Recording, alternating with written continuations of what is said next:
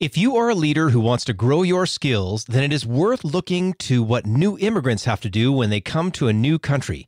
They are risk takers. They have to be adaptive. But how can they get through their journey just a little bit faster? Well, today on the show, we're going to learn how new immigrants can grow their leadership skills, and we've got Doug Piquette, an intercultural expert, to help us learn how.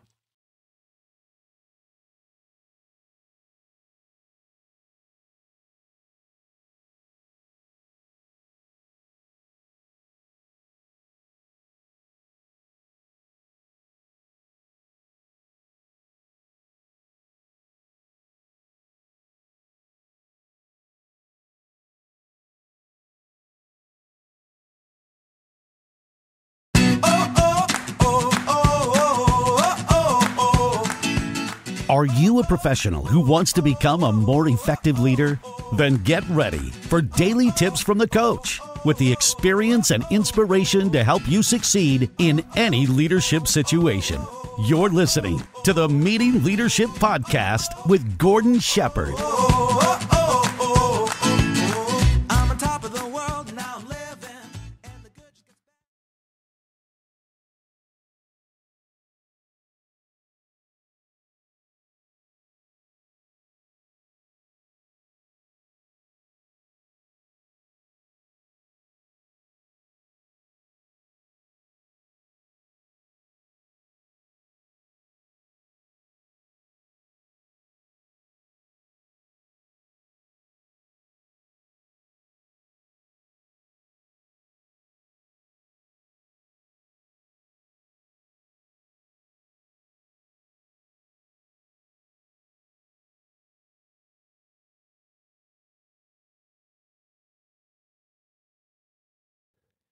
Welcome to another episode of the Meeting Leadership Podcast. My name is Gordon Shepherd, and I just want to say thank you for being here.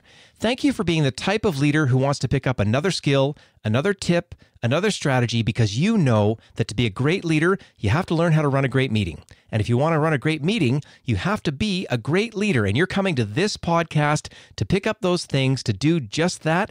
It is really good to have you here. And I am also proud to say that this episode of the Meeting Leadership Podcast is brought to you by the Meeting Leadership Academy. Now there, you're going to find some terrific options for online training and live training for you and your team. The type of live training that sort of can bring someone in for about a half day, really spark your entire team to make sure that every meeting from then on is highly, highly productive. And you can learn all about that by going to meetingleadershipinc.com/academy.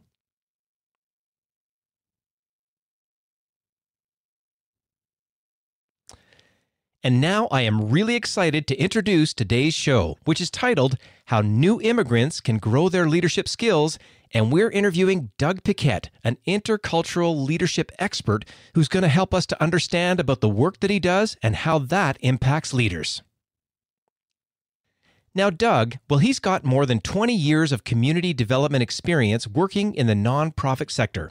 And since 2008, Doug has served as the founding executive director of the Edmonton Region Immigrant Employment Council.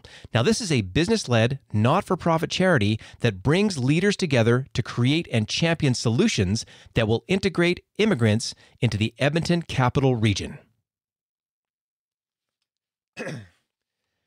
And I can tell you firsthand from witnessing the work that Doug does, his organization on a shoestring pulls together all kinds of resources, all kinds of inspiration to help new immigrants, highly skilled, mid-skilled people, get to work significantly faster and really be more successful as they go to work in the Canadian workplace. And with that in mind, I'm not going to hold you back any longer. Here's the terrific interview with Doug.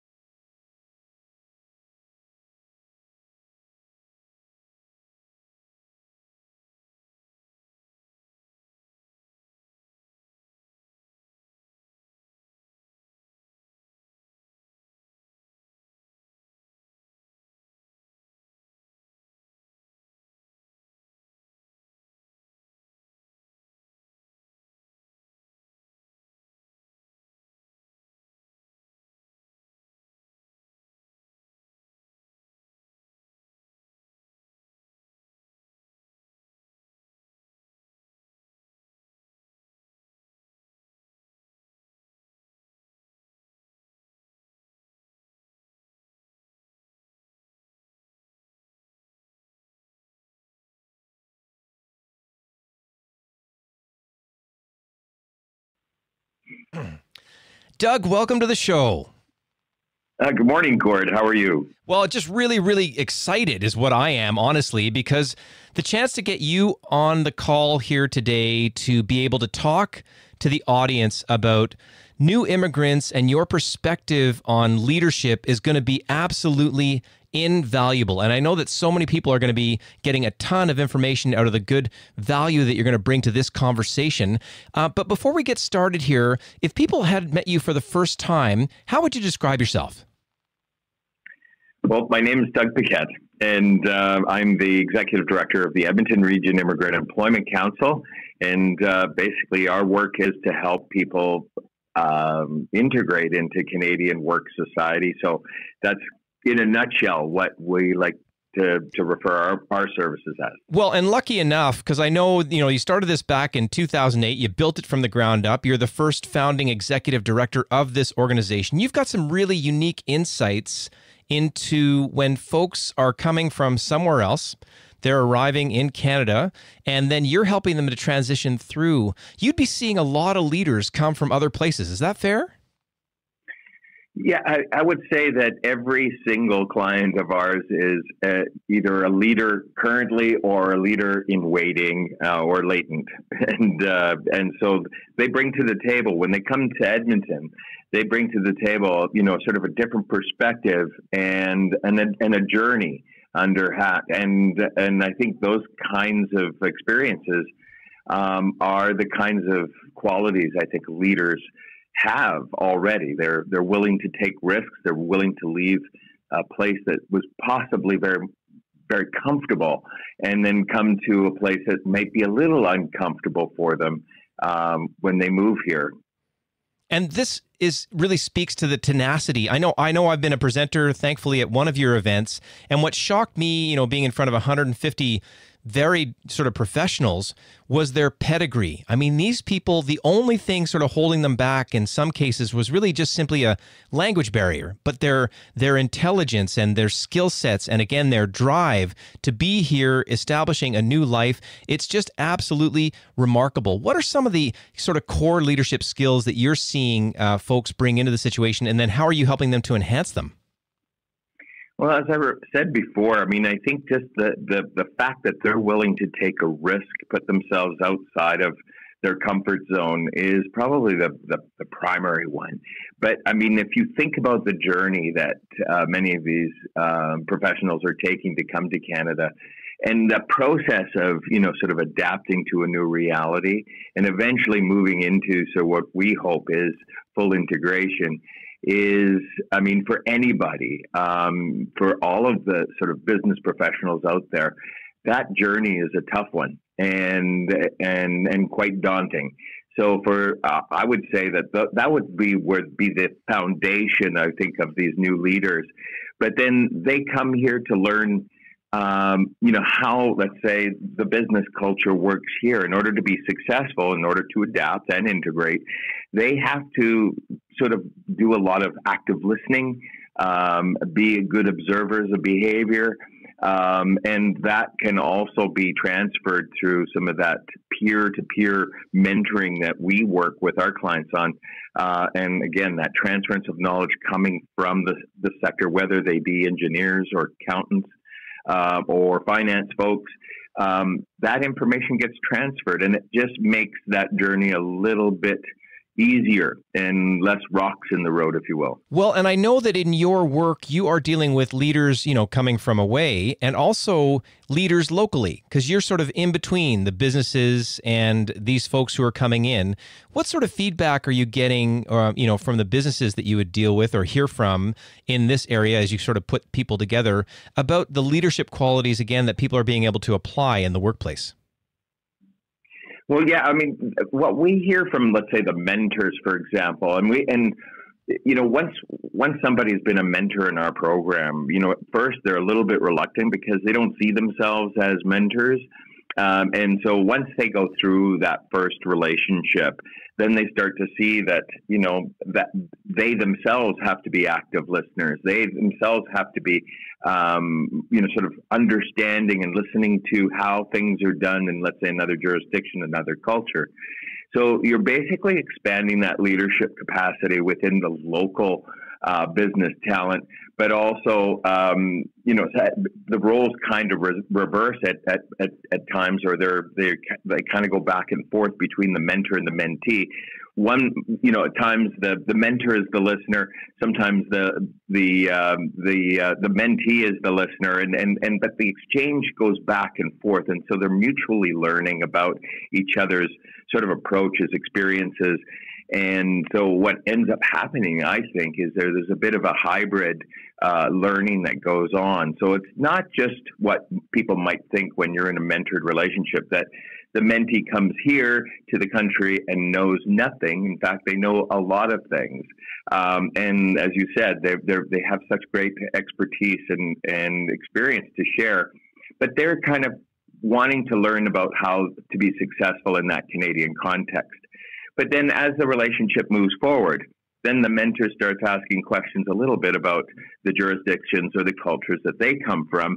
And then, that might change or tweak their sort of understanding of, how you adapt to things and how that might even lead to sort of creation or innovation in the workplace. So it's a really interesting dynamic that occurs in the mentored relationship. Well, and I think innovation in the workplace is where it's headed, because you get that sort of cross-cultural opportunity, especially, and again, in the leadership area. There's a fun story. I met a fella, high-level oil and gas executive, who talked about, his early days of coming in from South America. So he's ready to go to work, but he was talking about the cultural differences, say, between, going to a meeting, a professional meeting where he was from versus here. And he said that if he walked into a meeting in South America and there was some women in the meeting, and he didn't say, hey, you look good, and then kiss them on both cheeks, he was going to get in trouble in South America. But if he tried to do that in Canada, there's a good chance they were going to call the cops. Yeah.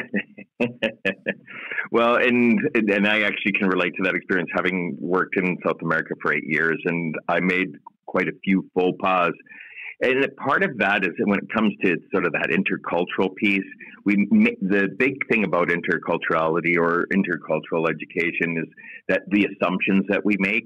And so some of the things that I would do, let's say, in the South American context, sometimes were misperceived as being aggressive or not really appreciating local knowledge. And so I had my knuckles rapped a couple of times, and then I realized, I have to be in the position of that sort of an observer, a listener, and so instead of always trying to interject and trying to move towards sort of an outcome or increase productivity on an issue, I decided I would, instead of getting my knuckles rapped, I would just sort of watch and listen, and it served me well. And then I looked for other opportunities to engage with my team, to share knowledge and maybe possible solutions. So instead of going in, and I can see now, looking back, how that might have been perceived as aggressive. I found it shocking that somebody would say that what I was doing was a bit aggressive. But looking back now, I said, yeah, I can see why that would be interpreted that way. Boy, and doesn't it take those sort of real boots on the ground experiences to understand that difference? But look at this leadership opportunity that we have really to mine when someone, a new immigrant's coming to any country really, and you've got that chance to get them through these leadership steps to move forward. I love that you flagged don't make assumptions about things. I think this is super critical. I also like that there's a pathway in this mentorship program that you're doing with your organization to allow people to go forward. And then there's a real issue here around men and women. So, there's just cultural differences that are, the reality of them from many other places. When folks are arriving here, especially from a leadership perspective or working with new leaders, women leaders in Canada, what are some of the things that you're seeing in terms of sort of the difference in the sexes for where they're coming from, perceptions and assumptions? Well, so some of it, and it kind of goes back to, the experience of many that go through our program is, and you can say this about men and women, or, whomever coming to Canada, it's kind of a process of construction, deconstruction, and construction. So you're learning, relearning, and learning again. It's so you've accumulated a lot of knowledge, and you've been successful in a different context. You come here, and the thing is, things may be a little bit different when it comes to, let's say, women in leadership here in Canada. I mean, we've still got a long ways to go, but at the same time, we may be more advanced, let's say, in comparison to other cultures, other countries. So that can be an adjustment. And so part of the work that we do is certainly, again, convening people together with the business community. But even in the work that we do here at the ERIC office, even those preliminary discussions through information sessions, even some sort of client work that we do with them, we start to try and educate them a little bit about the reality. They can make their own decisions, but basically making informed decisions based on, whatever policies that exist in Canada. They need to know that this is the way things operate and the code, I guess, of the business culture and how things are done here in Canada. So it's really important that they have that information. It still may not be an overnight epiphany for many, but it at least they've got some illuminations and some understandings already going forward, so that they can start tracking more efficiently in their careers, especially in the case of, let's say, women leaders. Well, and I'm so glad you said construction, deconstruction, construction, whatever way you want to call it. That is the process. And then you're there to help, I'm going to say, accelerate that process to a certain degree. There's another aspect around, I remember hearing a story from a fella engineer who came from, again, South America. And he talked about how, he dealt with authority there, especially like in a church setting, for example. He would say, well, you never question the authority. And yet here he's arrived in Canada. He's in a situation, he might be in a meeting where an authority in the meeting here is actually looking for him to speak up, because that's the natural way things are supposed to go in this setting. Are you seeing that type of thing as well? Yeah, this is very common, Gord. Canada lives by, at least in general, broad brush terms, sort of an egalitarian approach to the business workplace, so more horizontal, whereas some cultures come from a very hierarchical situation. So again, we're going back to that same issue of assumptions being made. So when somebody isn't participating at the team table in the way that they were hoping they should, there may be still a disconnect in terms of, the home culture being hierarchical and now being asked to participate and add critical analysis, let's say, to a situation where in the past they may have not been asked. And if you were to, in those situations, you could, the issue could be you could be fired for saying things like being that critical. Well, so, go ahead. So it's just so difficult when it comes to, again, either leading, if you're let's say you're coming here and you're being asked to lead, and then maybe someone in the meeting is speaking up in an egalitarian way, that would be unexpected. And then if you were supposed to be a follower, you'd be in a jam as well, because how soon do you sort of make that light bulb, go on to be able to then participate fully? Mm-hmm. And it ultimately comes down to, like most things in life, is communications. And so, what are the rules of conduct in, let's say, a team dynamic? And again, you can't broad brush these things because, maybe at the sort of the very simple team level, you may say things and you may conduct yourself a certain way. And then at a different level, you may want to sort of couch some of those things because of who might be participating in the meeting. So you just have to be a good observer of those kinds of environments. So it's not to say that, everything is egalitarian in Canada. You have to sort of respect the hierarchy as well. But you have to sort of pick and choose where you can participate and use your skill sets and your knowledge. Well, and there's a lot of good wisdom even in the tone of what you're saying. And obviously we can hear that you've actually had it in your own work experience to not make assumptions. So it's funny, I'm trying to drill down saying, give me the 10-step checklist and make everything perfect in a minute and a half. But you're really being honest about the fact that you're going to have to take a patient approach to things. Yeah, I don't think you can be, overly prescriptive in these kinds of situations. I mean, I think generally we do know and understand the science of, sort of intercultural competencies and, understanding the differences between those. And I think one of the things that we do at ERIC is we include as part of the package intercultural workshops that we basically contract Northwest College here in the city of Edmonton to help us with that and the design and the implementation of that. So we complement the mentorship program with that sort of one-on-one relationship or peer-to-peer relationship, but then at the same time, once a month they get together as a group en masse to meet with other mentees and other mentors to have these kinds of discussions. And they're what I like to call them safe places for those discussions, because you may have a question about it, but who do you ask about it without, as I said before, I committed some faux pas in my previous life in South America. And I didn't really have a place to actually ask, was that a mistake, or should I have done something differently? I did it, basically it was trial and error and baptism by fire. And it would have been helpful if I would have had somebody, take me aside and say, you know what, Doug, that was probably not a good call for that situation. You need your wingman. It doesn't matter whether you're going out whole, that's for sure. You would have seen a lot of success stories, throughout your progress here over these last, 11, 12 years. Is there sort of one or two that come to mind where you've seen them come in a certain state, especially from a leadership or, intercultural perspective, and then they've adjusted in a really positive way?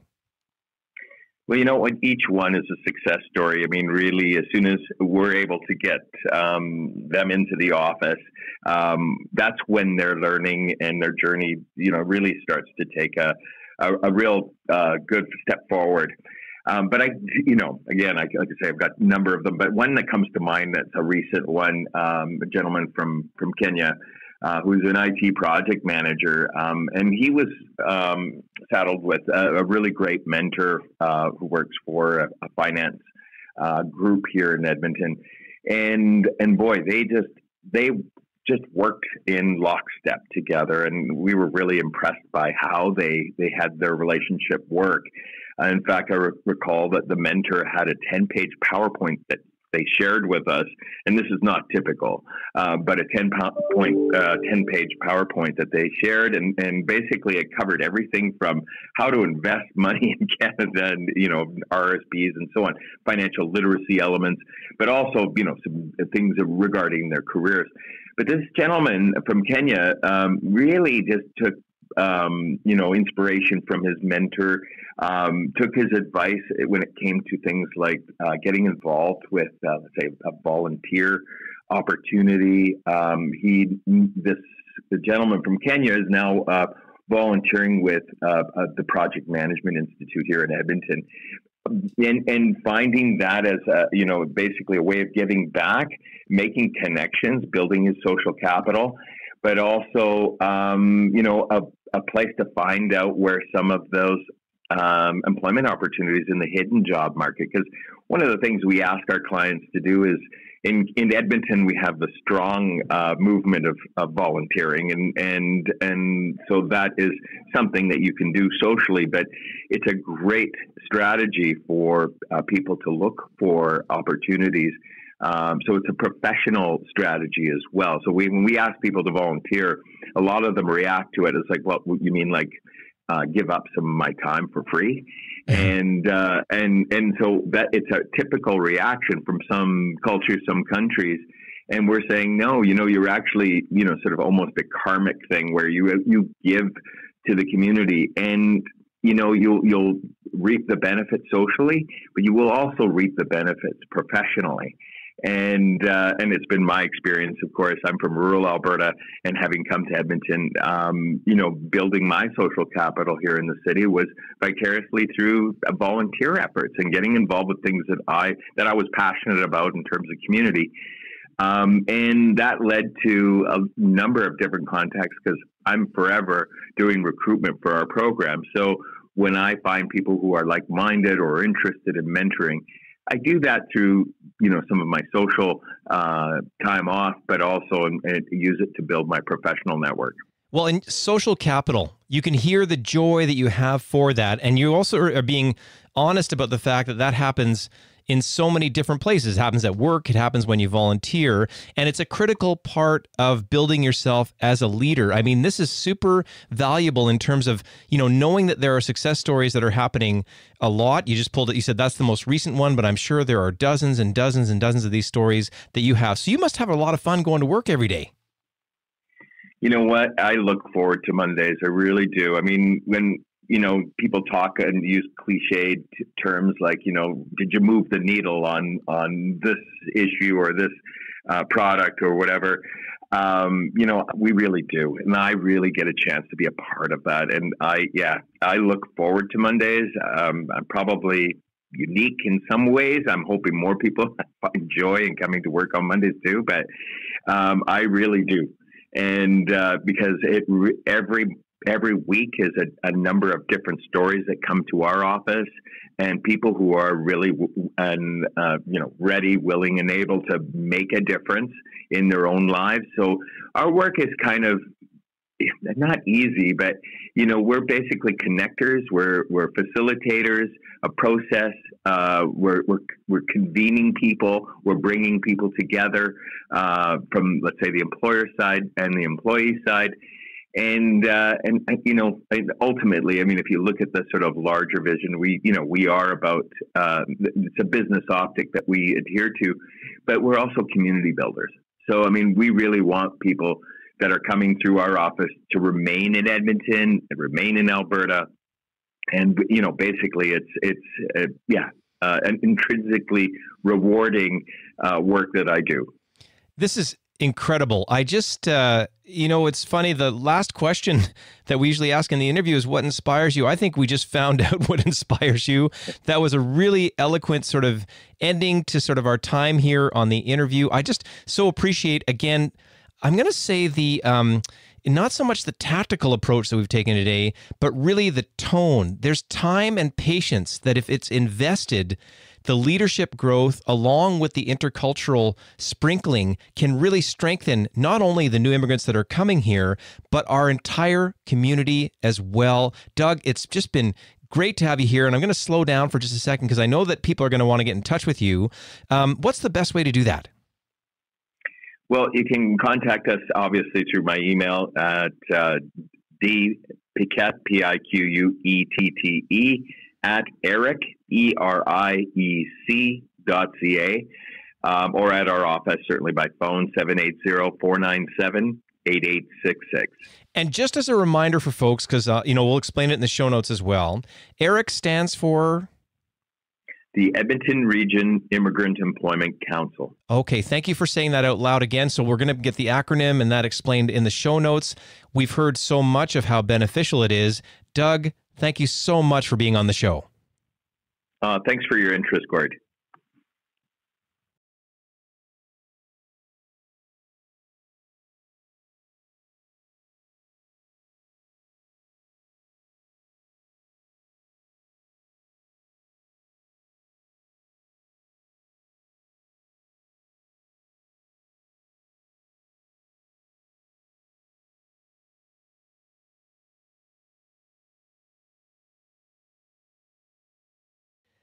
Now, I know that you'll have to agree that was a jam-packed interview, especially from a leadership perspective. And the big lesson for me, don't make assumptions. If there's anything that we can learn, think about going to another country, whether you're coming to Canada, you're going maybe to another continent, somewhere else to do your work or to live.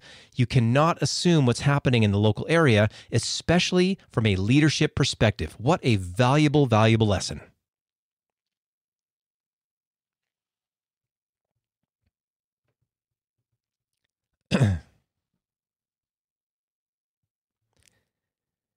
And if you enjoyed listening to this episode, here's a few more episodes on the Meeting Leadership podcast that could help you contribute to your leadership growth. Now, on episode 104, it's called Why the Language of Meeting Leadership is So Important. And I can tell you from a faux pas point of view, I share a few stories in there about language that I've sort of had, used during a training situation, and it just didn't go well, but I was able to learn from it for the next time. And you can get that episode by going to meetingleadershipinc.com/104. And then on episode 39, well, it's called Why Intercultural Competence is Critical for All Leaders. And that is with expert Dan Garcia. And you can get that episode by going to meetingleadershipinc.com/39.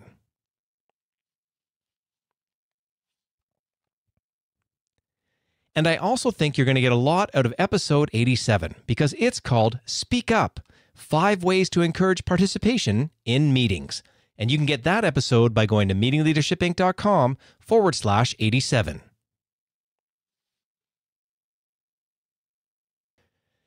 And I also want to remind you that this episode of the Meeting Leadership Podcast is brought to you by the Meeting Leadership Academy. Now, this is a place where you can go to get resources to really get a jump start on making your meetings significantly better. And if you understand that that is important, and you know that when you have a good meeting, it'll impact you in a great way, it'll impact your team, ultimately will flow through to your entire organization and help you to serve your customers and your community at the highest possible level.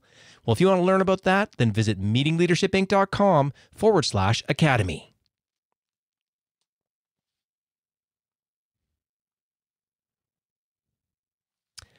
And for everyone who is already a subscriber, thank you so much. And if you haven't done it yet, please take a moment to hit the subscribe button on your favorite podcast app so you don't miss another episode. And as always, thank you so much for listening, and we'll see you next time on the Meeting Leadership Podcast.